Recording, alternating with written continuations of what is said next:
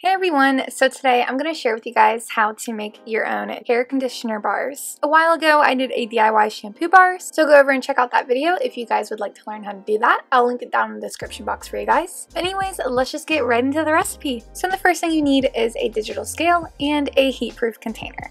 So you want to start out by measuring out 136.07 grams of BTMS 50, 22.68 grams of cetyl alcohol, 22.68 grams of cocoa butter or any other kind of butter, 15.87 grams of coconut oil or some other kind of oil, 6.8 grams of glycerin, and 4.54 grams of rice protein. Then you want to melt this down in a double boiler.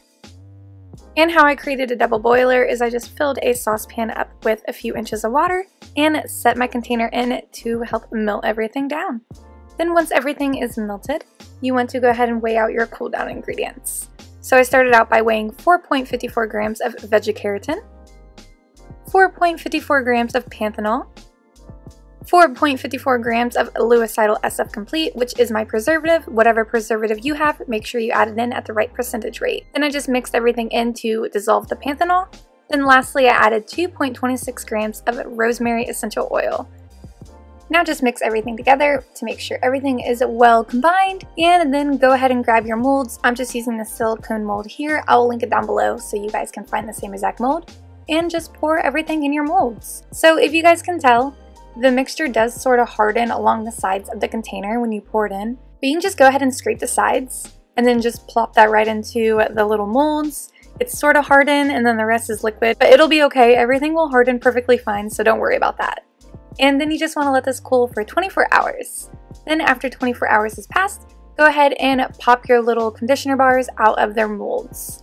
So these conditioner bars, they will stay hard in cooler temperatures, but if you live in a warmer environment and your house gets pretty warm, they might kind of become a little like flimsy, may even melt a little bit. Mine got a little flimsy when I kept them in a room that stayed a little hotter, but they never actually melted, but that might happen if it gets too hot, so just keep that in mind. Anyways, it's really simple to use these conditioner bars. I first just get it wet along with my hair, and then I just rub it together in my hands a little bit, and then just start massaging it all over my hair. And I like to get the tops of my hair as well because I bleach my hair, so it needs it. But you mainly just want to focus on your ends. So as you can tell, it works so well. I'm able to actually run my hands through my hair when the conditioner is in. So it definitely works. My hair felt so soft afterwards, and I bleach my hair, so that's definitely saying something. These conditioner bars totally work. I highly recommend them if you're looking for an alternative to your traditional conditioners. As I mentioned, I did do a homemade shampoo bar recipe here on my channel as well. I'll link that down below and up on the top right hand corner, so it's easy for you guys to find if you want to learn that recipe. Also, I do sell all natural skincare products over on my Etsy shop, so go check out my shop if you're interested in that kind of stuff. Anyways, I do hope you guys have a great week, and I hope to see you guys next time.